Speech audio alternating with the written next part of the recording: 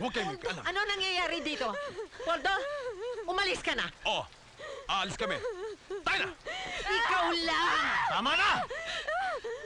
Gusto niyo mawala ako rito. Para alilain niyo ang mag-ina ko.